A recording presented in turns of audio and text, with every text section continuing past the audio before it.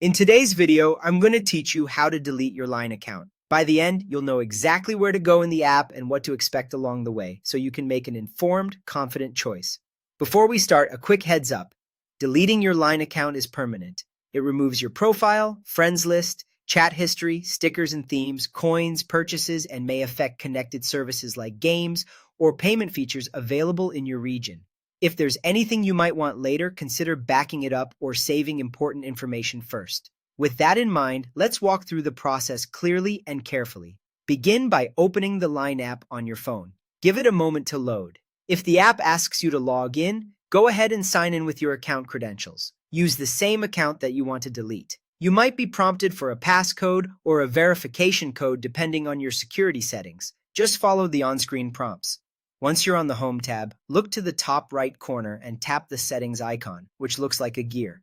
This opens your personal settings, where you can manage everything related to your account. In the Settings menu, choose Account. This section holds your account information and the option to remove it. Now scroll all the way to the bottom of the account page. You'll see the option labeled Delete Account. Tap that. Don't worry, you'll have multiple chances to review what this means before anything is final. You'll see warning prompts outlining what will be lost. Read these carefully. This is where Line explains that your data and items can't be recovered after deletion. If everything looks correct and you're sure you want to continue, tap Next to proceed.